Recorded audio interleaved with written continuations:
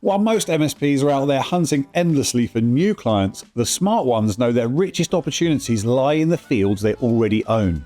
My name's James Steele, and this is Harvest, where MSPs and industry experts share proven ways to grow profitable revenue from your current customer base. No theory, no fluff, just field-tested strategies that work. Let's grow.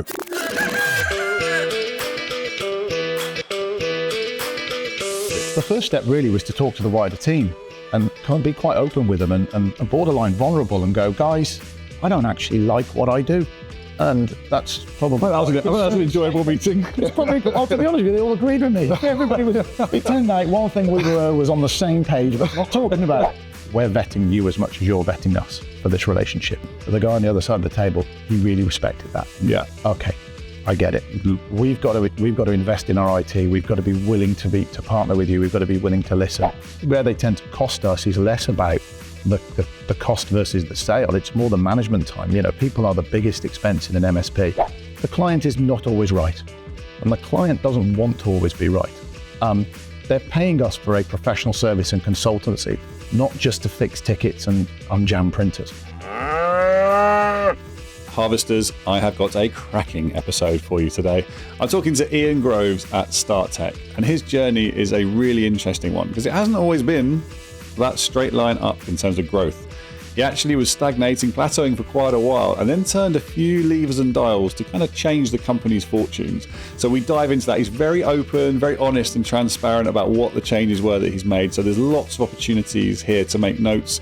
We talk about all sorts of things, including implementing EOS traction, price changes, working with the right customers, having difficult conversations, having a level of confidence and arrogance when you're talking to customers. There's so much in this one. I hope you enjoy the chat. Stay tuned, get that notepad ready, and enjoy. Hey Harvesters, welcome back to another episode of Harvest, the MSP Sales Show. I'm here today with Ian Groves, Managing Director of StartTech. Now Ian, you have got an impressive list of awards going on here. Now let me just read this out. So CompTIA UK and Ireland Solution Provider Spotlight Award. Correct. MSP Titan of the Industry Award. Yep. Pax8 Beyond Partner Award for Security Performance. And named among Britain's 50 best managed IT companies. 2 years in a row now. That's not been announced the second year yet. Okay, brilliant. Well, we're obviously behind on the information. Yeah, excellent. So the point is, I think you did fantastically well. I know you've recently reported 24% year-on-year growth, or certainly this year. Yeah. And I wanted to talk to you because it's not always been like that. And I think it's probably a fascinating story to dive into kind of where you were versus where you are now. But before we do that, I would like a misconception about you. What do people get wrong about you when they first meet you? This is a great opportunity for me to put something straight. What is it? The misconception about me, I'm a tech at heart. So although I appear as Mr. Business Owner and very business centric, deep down I am dying to be a tech. I just want to get back on the tools, and my team have to stop me going near the tools to the point where they're denying me logins because I meddle. And maybe that's not a misconception. I think it often is. That's good. So you really have the shiny thing syndrome down to a T. I have the shiny thing syndrome. I think I'm the best tech that ever lived. Never mind at StartTech. Oh, you're one of those people that knows a little and is most dangerous. And that's it. And I've been aware and scoffed at those people for many years, and it turns out I've become the very thing I swore to destroy. I am now the guy that knows enough to break everything, has the credentials to break everything, although that's being slowly taken away from me by the wider team because there's messages on Teams that consist of, would whoever did X, Y, and Z please stop doing this? I'm like, And you just slope away into the distance. I just do. I've got a little sort of sarcastic thumbs up sort of gif as to that's on me. So I'm a tech at heart, and I have to fight every day to not play with the toys. Okay, I'm jumping in here after 2 minutes. This is a really important point that Ian's making. Although we're making light of it, this business of I'm still tinkering with tech, it's a red flag. It's a warning sign that perhaps you're not focused on growing the business. Sometimes you just can't avoid it. But on the whole, if that's what you're spending your time doing as a business leader, it's a sign that perhaps you should be using that capacity elsewhere to focus on the business growth. In the words of the great Richard Tubb, only do what only you can do. And I think that idea of outsourcing and trusting your team to work on those things is a fantastic one. And it's the first nugget from this chat. Let's see how it unfolds. Well, listen, I'm glad you're not playing with the toys because you're doing a fairly good job of running your MSP business. So let's dive in. So I think this is a lovely story because you've kind of been where a lot of MSPs are, where perhaps you reached a plateau. I think that's fair. Do you want to give us an idea of kind of what your business looked like then back in the day before you made a couple of step changes, and then we can talk about the changes that you made? Yeah, so we're not a young MSP. We're 25 years old this year. I would say we've only been what I call an MSP for 4 years now. Before that, we were very much an IT company. And I think there's a bit of a distinction between the two. IT company, we were techs on the tools, we fixed stuff, and the reward of fixing something and a customer not being angry was our motivating factor. How many of you were there sort of before you started making the big change? 7 or 8, something like that. Okay. Quite a static team. We have this we're quite proud to this day that a lot of our team came through on apprenticeships. So it's kind of very much that homegrown talent. So that was four, maybe 5 years ago. A bit of a perfect storm started to happen. I didn't start the company, and I won't burn the precious time we've got going over all the details of the backstory, but there was an element to me where, having invested in the company, I was closing in on 40, and I was just aware that the gamble hadn't paid off. Why did I invest in this company? We're not doing anything. We're not going anywhere. It felt quite flat. Do you mind telling me, so how did it look in terms of like the services you were offering, and maybe in revenue levels, if you're willing to share that? So we were doing about 700K. We were flatline there. Sort of referred to us being at a bit of a glass ceiling now I look back. So 7 or 8 staff, 700K, very little of, probably less than, around a third of that was at what we call MRR. The rest of it was ad hoc sales. So it's very sporadic and unpredictable and not steady.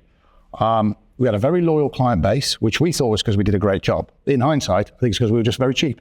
Right. Okay. It's easy to mistake. When you realise that? Yeah, I used to think I was the world's greatest salesman because I would never leave and not get the deal. Then it dawned on me one day that I was giving it away. I'm not the world's greatest salesman. The world's greatest salesman gets it for the price they want to sell it at, not what they gave it away at. Like, I close every single deal without fail because we have no idea what we should be charging. It's a tactic. Yeah, it worked. It worked great for several years until I realised it wasn't that good an idea.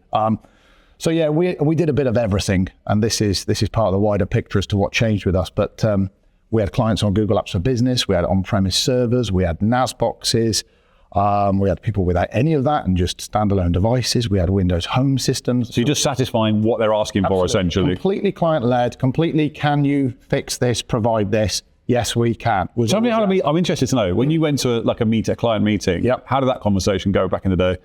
Oh, it would usually be driven by the client. We want an antivirus and the old people use this. Can you get this? Yes, we can get that. It was yes, yes, yes. That was the problem. Yes was the answer to everything. And we felt like that was growth. Like, this was positive. If we came back and someone had asked us to do it instead of someone else, regardless of the circumstances, that was a win. Of course, it wasn't always a win. So tell me, there was a change at some point. Was it an epiphany? How did it happen? And what happened? What was the biggest, most significant change that you made? We all like this because I will loop back to someone who's already appeared on your podcast. I think the number one catalyst was the discovery of the tech tribe and the legend that is Nigel Moore. That happened. It was a perfect storm. And they just came together by fluke. I was turning 40, so more aware that what am I doing? So there was a kind of want to get a bit more switched on and more out of my career, dare I call it that at the time. I stumbled across a Facebook group to do with IT companies, which led me to the Tech Tribe, and consequently CompTIA, as was at the time.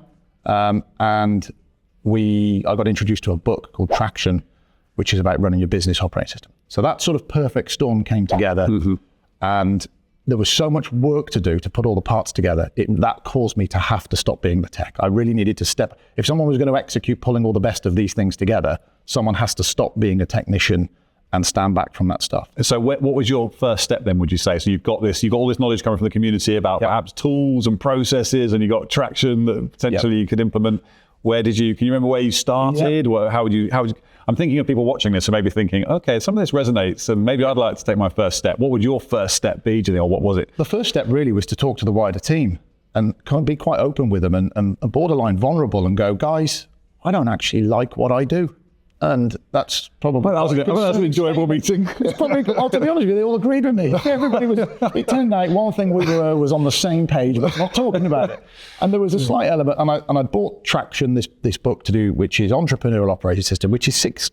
It sounds a bit cult-like when I say it, and I really don't mean it to, but it's 6 key components on how to work with your people, how to have a vision, how to use data, how to track it, and how to get traction and keep on doing it.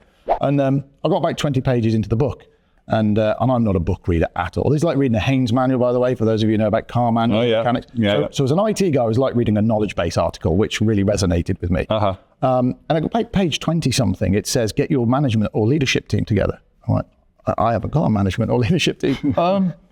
Okay, I'll order a couple more copies of this off Amazon, put a diary invite out to a handful of people. You. Monday, we're going in the meeting room and we're not coming out until we decide if this book is rubbish or worth putting our stock in. Bought them a copy of the book. We went in the meeting room. The guys, they read it a couple of days before. They skimmed it. And they all came in and went, this could be really, really good for us. And I went, okay, page 1, marker pens out, someone on whiteboard duty. Let's just workshop this book front to back. And that's what we did. So we self-implemented. So to your point, what was the number one thing? Is getting buy-in from everybody else. And that really was the beginning of it all. And that got us to think differently, communicate differently. And it really led us then to go, we do too much. There's a huge amount of sprawl in what we did. Is that where you started out? Was that the first realization then? Okay, so let's slim down what we're offering. And so trying to get processes and procedures in place as per the framework we were following. It was just impossible. We had every single client was different. We didn't have any decent documentation. It was all in everybody's heads. It was very, very relationship driven. And we had a really good bond with our clients because we knew their systems intimately because we didn't document any. So we had to know them intimately.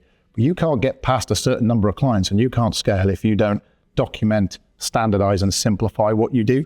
So that led us to then go, okay, the whole 80-20 rule, let's look at our lowest performing 20% of our clients, which we thought we knew.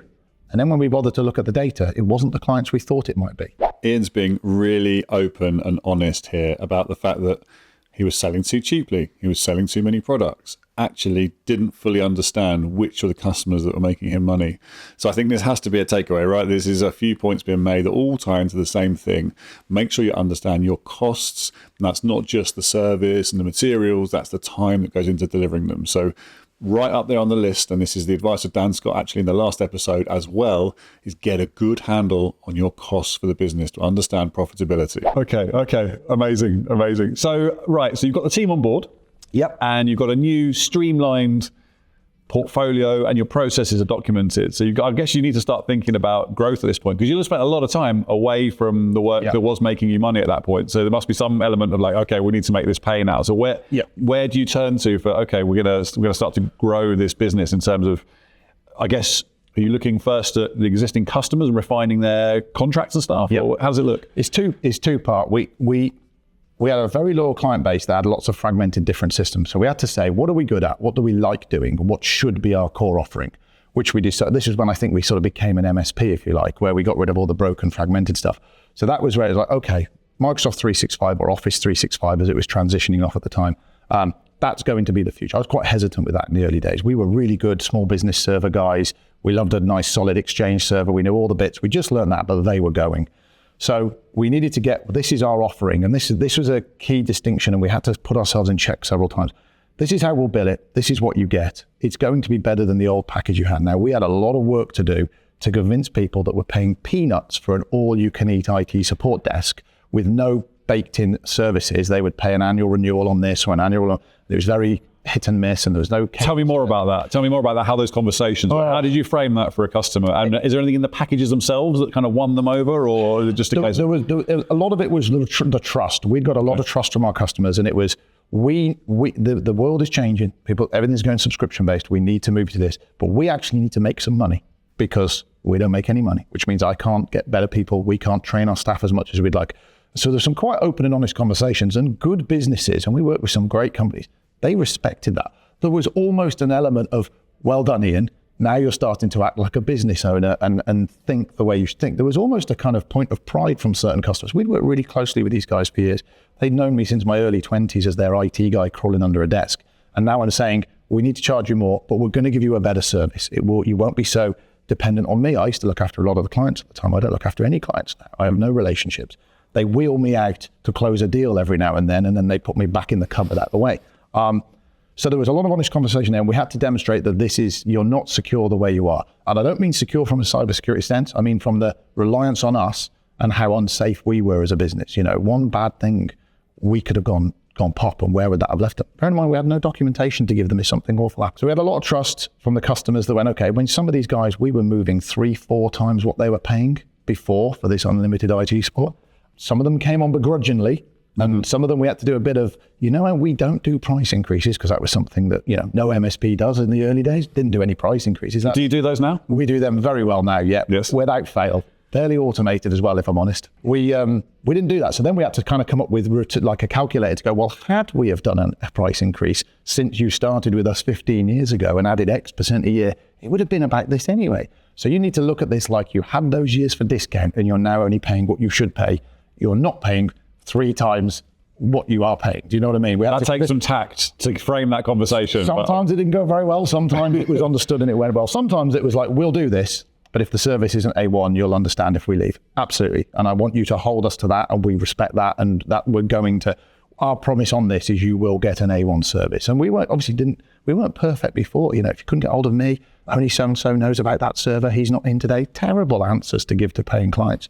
I don't think anyone particularly looks forward to having a price increase conversation, but I think it's so important to take on board what Ian's saying here. Although it might seem like it's just you looking to earn more money, to put more money in your business's pocket or your own pocket, in actual fact, this is about raising service levels. If you're not communicating that, you're doing yourself a disservice. You need to ensure that people understand this is about better cybersecurity, better service. And Ian went as far as to guarantee that you'll actually see an increase. It will be A1. So fast forwarding to today, though. So, I mean, how do you differentiate yourselves? Obviously, in the early days, you had these fantastic relationships that you built up over a long period of time. You've entered the big boy MSP world now, and you're up against some pretty good competitors, I imagine, perhaps in the area as well. So how were you differentiating yourself, and how were you getting your growth from your existing base there through that? The differentiator for us is we're quite arrogant. We're quite direct in that businesses, I feel, are looking to IT companies and cybersecurity companies to steer them and help them. It's a big, scary world out there. There's a lot of information. They're actually looking to be told what to do, and it's a slight bugbear of mine where I hear people go, well, you should just take on board what the client wants and build what the client wants. I'm like, yeah, but 95% of what the client wants is stability, a productive IT system, and thing that can work well in their business. Not many go straight off the tracks of that. Yes, they might want some bespoke bits on top of that. But how does the conversation go for you now then? Because we talked about how it was in the old days. You just did whatever they asked for. Yeah. How does it go now, would you say? We disqualify probably 60% of the leads we disqualify 60% of the people that contact us for IT services. So, and that kind of sets this kind of in-demand tone a little bit. Like I wouldn't quite go as far as we've got it where you're lucky to be a client as such, but we are really conscious not to contaminate the pot that we've got of great clients that will really want a partnership. We really sell whole lot on partnership. I got called into a conversation at the latter stages for what went on to be one of our largest clients, and their CEO got involved at this point, and so I was dragged in to sort of get it all in the meeting room to get over the table, and I went quite assertive to the horror of my guys with, we're vetting you as much as you're vetting us for this relationship. I can picture that. I'll never forget their faces for the 2 guys on my team who'd worked very hard to get us to this final sort of point where a pen was coming out. So he's done it again. Yeah, basically. Why do we bring them into these things? Wheel him back. And probably through luck more than judgment, the guy on the other side of the table, he really respected that. Yeah. Okay, I get it. Mm-hmm. We've got to invest in our IT. We've got to be willing to partner with you. We've got to be willing to listen. And if something goes wrong, we're going to be in the trenches with you. But I'm not going in the trenches with somebody unless they've listened to our advice. Mm-hmm. And that word of mouth spreads around that, and that slightly assertiveness spreads, and that buys sort of respect, and that's working very well for us at the minute. And we do what we say we'll do. That's great, but you do have to do the bit I've said we're going to do and be there and make sure we are giving them the best advice. I think this is another one for your notebook. In fact, I think this is possibly one of the most important things. It was almost palpable, that confidence that Ian has in his proposition and what he's doing, that power of being able to turn down a client. And it's not easy if you're a smaller MSP in a growth phase, but that ability to do it gives you better customers, paying more, and ultimately a happier team. So if you can, I would really try and take that one on board and say to your teams, look, there are times when some prospects just aren't a right fit, and it's okay to say no. And this is what you're looking for in terms of a good fit customer.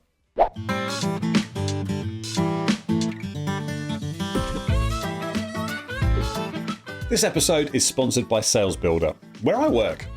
I really wanted to tell you about us because I see so many MSP sales teams buried in admin. instead of talking to customers and building relationships. We help you automate your sales process with standardized product catalogs and professional proposals. Our service matrix, or the white space module, that's the bit that shows you visually where the opportunities are in your customer base, from service gaps to upcoming renewals. Everything links directly with your PSA and, of course, your distributors.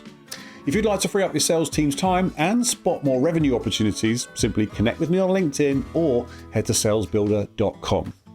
Let's get back to it. Talk to me about how your pricing has changed and what your view is on it now. It changes more than I'd like to admit it should, to be honest, the way we put our. So we went from obviously having a bit of everything and we didn't really have any structure. Then we went to, okay, you have this basic pack and you can add on this option and this option. And they were packs, they weren't individual lines. So we grouped certain key services. Why'd you do that? Are you looking for a baseline and then the opportunities to cross-sell, or what? How do you view it? The baseline element was if everybody has the same basic stock setup, as it were, then instead of us looking after 65 customers with 2,500 endpoints, something like that, we're actually really only looking after one giant estate. Because if there's consistency in the standards we do, the service desk, processes are streamlined, onboarding streamlined, support is the same client. So there was a standardization that came from this base pack idea. You've got to be at this level. And then if you wanted, I don't know, this extra mail security option, we can put that in as well for you. But we only do one offering. We're not going to do 4 or 5. We do this. We're trained in it. We're certified in it. We're a partner. Why is that important? Just time saving, processes and time saving. We bring people onto our service desk. And if you're growing at the rate that we're growing, you need to be able to upskill people quickly. You can't upskill them if you're looking after 4 mail security tools or 3 EDRs or this. You just can't do that. And you become a jack of all trades. So, probably one of the biggest things we get with the more modern, larger clients is, we just signed a 2-year deal with such and such a SOC or an EDR. You'll use that, won't you? No, we won't use that. That needs to go. And that's a tough conversation. Right? But it's £30,000. We might be able to do some sort of buyout thing with our guys, but we will not, and I won't go back on the work we did to zero in our offering. As much as my guys come to me going, we could win this deal if you just conceded on this. I'm like, I'm sorry, we don't go back on that. And ultimately, the businesses you want to work with, they respect that. Do you think that's one of the key reasons you've been successful? I don't hear many MSPs talk with such conviction about sticking to their guns. It costs us at times, but it keeps us focused. So yeah, I do think there's a huge amount of mileage in that. Yeah. Don't get me wrong, it hurts sometimes. Sometimes it does cost us deals, and I'm not the most popular guy in the room when my stubbornness does that. The guys ultimately get it. There's always that want to get a new client in, a new deal over the line. But if they're not going to do this on day one, what else aren't they going to do? So when you talk about white space and other offerings, when we do telephony or connectivity, white space for us tends to be it's less about individual line items in an MSP space about this add-on or that add-on. We've got quite an extensive base stack. So when we're talking, just so you know, so when we're talking, if you're not familiar with the term, when we're talking about white space, there's this concept of all your customers down one side and your products along the top, and it's essentially a grid, and you're trying to fill in the gaps, aren't you? And that's how you can see what's the level of service penetration for my customer base. I want to know if the guys back at Sales Builder like the fact you call it essentially a grid. I'm sure it's a lot more sophisticated than that when you do a really good one, but it is essentially a grid. When I'm asking for it, it's basically that. Yeah. So for a lot of people, that would be, do they have Microsoft 365 Business Premium? Do they have this EDR? Do they have that EDR? Do they have these? Are you looking to make it as green as possible? We put quite a bit in our core offering for this standard. So there's an element of nobody gets in unless they have our core offering. Nobody comes in and buys an ad hoc service or even a one-time professional service off us. The only time we will do a one-off consultancy professional service is if we're fairly confident it's a lead into a full managed service. So we don't take one-time project work for anybody because there's liability in going in there if you can't call it your own when something goes wrong with it 6 months later, and it distracts my techs to do other stuff. And actually the idea is we pride ourselves on being experts at these tools. So, and Cisco's not one of those. So we won't charge you to come and fix your Cisco XYZ because we're not the right people to pay for that service. So we shouldn't sell that service. Now, wherever you're listening to this, whether you're walking along the path or sidewalk for our US friends, hopefully you're not stopped on the motorway or freeway, you're probably thinking, what on earth is Ian talking about here? There's huge money in project revenue, and that's fine. This isn't about telling you what to do. This is about just illustrating one idea. And Ian's idea is to keep things very streamlined and to be very focused on what he can be an expert at. And project revenue is essentially, or project work is a distraction. So for him, he's prioritized making sure he's got a streamlined set of products and a streamlined set of customers that are a really good fit, and that he's satisfying the 80% and not wasting his time doing other perhaps outlier work. And I think that's a fantastic message to take away and something to think about. And so in terms of the account management function, that's their primary role, is to run these SBRs effectively. Yep. Is there any focus? Do you have any focus around, like, do you talk about, okay, so I think these services are more profitable than others, or is there any kind of structuring, or is it literally, okay, we're going to go in, have an open conversation and make sure that our packages, our base package and any add-ons are... It's more about that. It is more about what saturation do we have? Are they having all the services? Is there mileage in them having these services from us? The profitability is fairly well set in when we decide to define the packages in the first place. So you know that for everything you sell, you know the... Yeah, we know that. So that's we don't need to burden the guys with that so much. That's built from top down. So these services will work in this way as long as we sell enough of them, if that makes sense, and as long as they're the right fit. Where they tend to cost us is less about the cost versus the sale. It's more the management time. You know, people are the biggest expense in an MSP. Anything you can do to eat into that time, and we're obviously in the full time of AI automation and systems like that buy back time. Buying back time is the number one saver. It's not saving a couple of pounds going with this vendor because they're cheaper than that vendor, or with these guys. I'm less worried about that because I'll get that time back through the relationship. The relationships work downstream with us to our clients, and the relationship upstream to our vendors is every bit as important. And we don't hide that from our clients. We tell them who we work with and why we work with them. And I want them to understand that we work with them because they're the best people to work with. And you've paid me to make sure you're getting the best, and I work with the best. And we bring all that together.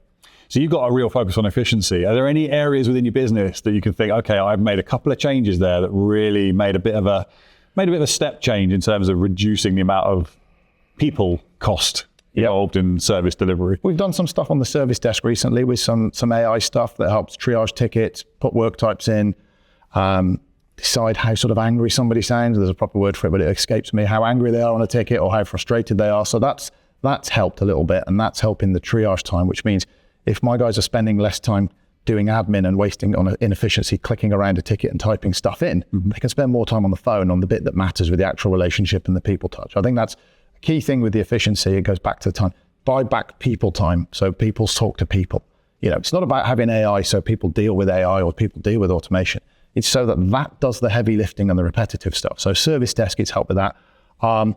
General synchronization across platforms. We recently moved to Zero. The integration now from proposal at the beginning into from CRM proposal into PSA, out through billing, out through Go Cardless or to DD collection. That is pretty much a straight line, which is great unless someone puts something in wrong at the top of the stream and it comes out in wrong at the zero. So there's been some painful learning curve there, and there's been a lot of this has to go in right at the beginning, guys. You put the wrong address in there, it's wrong at the output at the other end. It's embarrassing. So yeah, that's helped, but we've had our fingers burnt a couple of times. I'm interested to know, it's in this, where we're at the moment with cybersecurity, it's a frightening field. And I've seen you guys promote yourselves, you're cybersecurity experts. I've seen that in your branding and so on. How do you tread that line between profitability and having the right services in place? Because what I see is a whole load of vendors pushing cybersecurity products and a whole load of MSPs going, I'll buy that and perhaps not implement it correctly, and so how do you keep an eye on that balance between profitability and security? It's a really good question, and it isn't easy. And because cybersecurity is constantly moving, the goalposts are moving, the messages that come out from industry are constantly moving as well. So it's very easy, and I am awful for it, for new shiny syndrome, for we need this tool, we need this tool, we need this tool. I'm much better now at, we're far better at our overall financials of the company, which makes the little details of, if we need that tool, it needs to provide a return. We don't do it very often, if I'm honest. We kind of review our stack once a year. Changes, the client can stay with the old stack for one more year, and then that is no longer for sale. You have to move to our new stack offering. And if it costs £20 a month more, it costs £20 a month more. And my argument to my guys is, if you can't justify why they need to spend £20 a month more, we've got a real problem. And this applies, I'm guessing, particularly to the security stack, because that's what needs to evolve probably the most. Yeah, I think so. The core pack doesn't change a great deal, but again, we're quite heavy in that security. It isn't an add-on. You've got to do it. You've got, so when we build out our baseline, we're quite secure on that. It has good controls, and a lot of it is the way you deploy tools. I'm very dubious of the amount of toys out there you can buy that don't necessarily make you more secure. In fact, they widen your footprint of your estate, and they are more of a threat vector than they actually help. So we try and keep streamlined, but squeeze 110% juice out of every tool to use it right before we move on to the next tool and add something else. A really great approach here. I don't know if you would do it this way or not, but this is an idea for you. Structure your packages in a way that allows you to evolve them annually. So he has a 2024 package, and that includes whatever security tools, productivity tools, and it just gives that natural point at which you have a review process, and that kind of heads up to the customer that you're going to be making a change, and that also you're always on top of things. And the other thing is, and this is much easier said than done, but of the stack that you have, concentrate on getting the most out of that before you start moving on to the next security tool that you've heard about at a particular show or a vendor has said is the next shiny thing that you need. What keeps you up at night? Oh, what keeps me up at night? Not as many things as used to. I sleep pretty well. I got an 18-month-old. She keeps me up at night. What keeps me up at night? Keeping the growth going the way we are. We have, as you mentioned earlier, we've had significant growth year on year.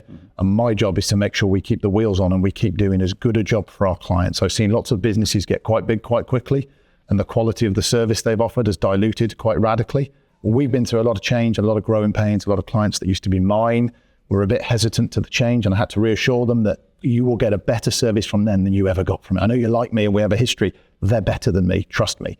What keeps me up at night is ensuring we do that. What does good look like in, we'll say 5 years' time? That's a long way ahead. Ooh, 5 years. I should know this because we have a 5-year plan, so I should be able to tell you exactly what good looks like. Not necessarily in numbers, but good looks like, do you remember when there were certain businesses when you were growing up where your parents or friends and relatives would say, if you could get a job with them, that's a good place. They'll look after you. That's a place you'll want to work for life, which sounds a bit boring in this day and age, but you get the idea. Yeah. There was those businesses that were, if you could get in there, you'd be set up. They'd look after you, you'd grow. I want us to be a business that's associated with that terminology. We've always had a proud history of working with apprentices. We've now got T-level students. I want to make sure that we deliver a brilliant work experience for the people that work. They're giving me their time. They're trusting us to be their career, and we've got to do a good job by it. Well, that was way too much positivity. So it's the perfect segue into, let's talk about what you don't like about the industry. What is it that you've heard, that you hear out there in our industry when you're segment? One of the things I'm not a big fan of is, and this is slightly controversial, the client is not always right. And the client doesn't want to always be right. They're paying us for a professional service and consultancy, not just to fix tickets and unjam printers. So I hear a lot in the industry of, you need to sit down and listen to what the client's needs are front to back. And whilst I get that, and we do it, 90% of the client's needs are, I need to sleep easier at night. I need to know my business is secure, and I need to know we're getting the most out of technology. 90% of that is the same across every business. And if you listen to the client too much, you will go back to what I was talking about earlier in fragmenting your offering and offering a custom service and changes. Your team won't thank you for it. The billing will be complicated and it's not scalable. So I'm not, it needs to be phrased more safer than that, but I'm not a fan of the client is right, listen to the client, do what they want. Not 100%. Love that. I think that's an excellent point. So on to our next section, which regular listeners will know, is Pass the Pitchfork. So this is where we answer some of the questions from previous guests. So our previous guest on the podcast was Dan Scott, and he's got a question for you he would like an answer for. And he said, if you were going to automate one thing, if you ran an MSP and you were going to look at bringing in automation, where would you focus the lens? What would you choose? What would you be looking at that could move the needle as a first step on the journey? Wow, okay. What would I automate? So something, health and safety and HR is a personal pet hate of mine. I thought you were going to say it's a perfect personal love. No. It's just taking it down a little bit. Sorry if that's your business out there. Yeah. Big respect to everybody who has to do this day in, day out. Personally, I find that quite a drain. Now, I don't know how much can be automated beyond what we do, but anything to streamline anything to do with admin automate, particularly health and safety, HR, training, upskilling, awareness, documentation sharing, just make that happen for me and tick a box to say I've read it somewhere. I love that. And actually, we use a platform called Multiplier. So have a look at that. Okay. And it does a lot of that. So we're not affiliated in any way, but if you're listening to this, I feel be remiss of me not to mention that. You've got a discount code? So yes, you don't mind, it'll be in the description. So we need a question from you then for our next guest. So it could be an industry expert, it could be an MSP. Yep. Okay. Give them a tricky one to work with. So since it could be industry expert or MSP, it's sort of twofold, depending on which side of the camp you're on. What more do you think vendors could be doing with MSPs to strengthen partnerships, or MSPs could be doing to engage with vendors more? I'm a big fan of the partnership element of things. I think there's more to it than just the transactional, we sell your service, we buy your service, and you look at. What else could they do? Behind the scenes in vendors, the resources they've got to help with marketing, sales, all this, that's a wealth of information to MSPs that don't have access to that. So I'd like to know what ideas they could come up with to improve in that area. Excellent question. Ian, it's been a pleasure talking to you. My goodness, we have got so many nuggets of wisdom there. Thank you so much for talking to me. Thanks for having me. It's been brilliant. No worries. See you around. Cheers, James. Cheers. Okay, that is it for this episode of Harvest. If you found this useful, all the links we mentioned are in the show notes. And of course, if you enjoyed it, please do leave us a review and share it with a friend, or even better, someone else in the industry who you know would get value from it. Until next time, happy harvesting.